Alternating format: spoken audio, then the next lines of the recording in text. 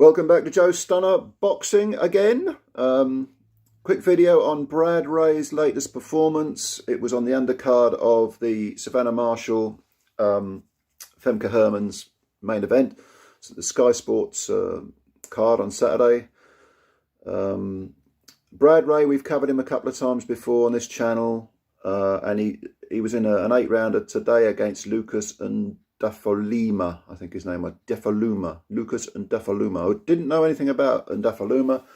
Namibian fighter, came in with a 20 wins, 4 defeats record. Had been stopped in his last fight in the 10th round, I think. Experienced fighter, 36 years old as opposed to the 24 years old Brad Ray. So you're talking about a guy at the end of his career and a guy coming up.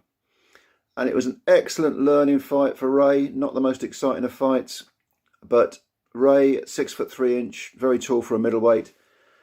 And Ndafoluma, 6'1", which is tall for a middleweight, you know. So Brad was facing a guy who could, more or less match him for the height and the range.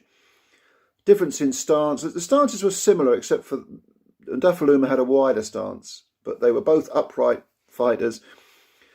Both orthodox fighters, and the rounds were kind of similar.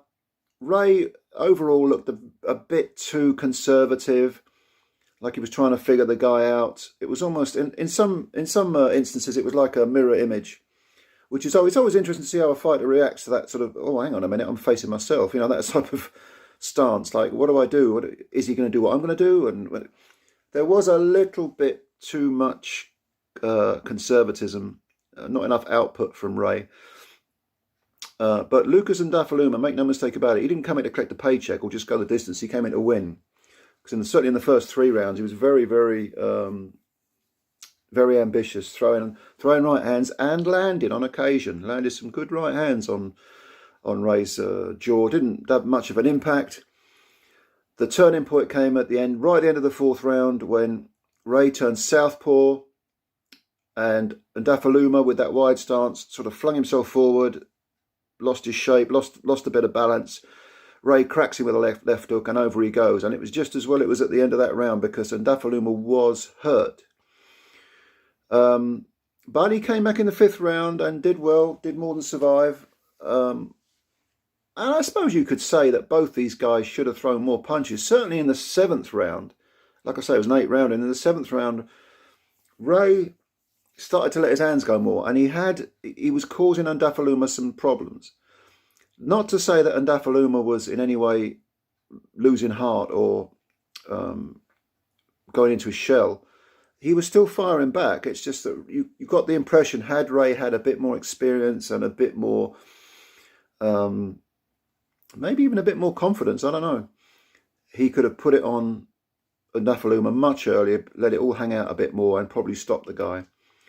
But he didn't really come, well, apart from that 4th round knockdown, he didn't really come close to stopping him on any other occasion. And he ended up winning, it was 6-2 in rounds, with 2-point round for the knockdown. And Ndafoluma, like I say, at the end of his career, but at 36, he's got something left. I mean, he didn't look like a shot fighter at all. And he gave Brad Ray a good run around. Very, very good learning fight for Brad Ray. If you've watched this channel before, I sort of bang on incessantly about, you can't buy experience, and I'm not interested in manufactured records, with lots of zeros on them, and I've never been beaten. So what? Who have you faced? That's the thing. That's what I want to hear. Who have you faced?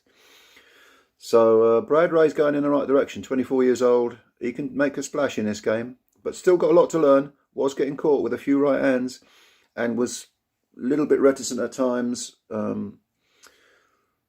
One of the commentators, I don't know if it was Adam Smith or who was it? Matthew Macklin, said, Brad Ray, for a guy of 6'3" at middleweight, he fights better than he boxes, which I thought was an interesting comment, because if you remember Ray's performance against Jez Smith, that brilliant 8-rounder last year, fantastic 8-rounder, yeah, he loves having a tear up. So you would think that he'd use those big dimensions, those long levers and that height, to box more, but he likes to have a row, which is interesting. Maybe his training team need to combine the two and get him into that box fighter mode, because on this occasion against Ndafoluma, I thought he was trying to box a bit too much and maybe not fight enough. But Brad's coming on, young lad. You know, give him a chance. He can make a splash. So did you see the fight? If so, leave your comments below. Thanks as always for watching this video. I really appreciate your time. I always say that, but I'm actually being serious. I do appreciate your time. If you're new to the channel, please subscribe. Hit the subscribe button. It only takes a second. Help me out. Hit the subscribe button. Hit the like button if you like the video, and we will speak again before the night is out. We've got the main event and a few other fights to come. Zach Chelly's fighting.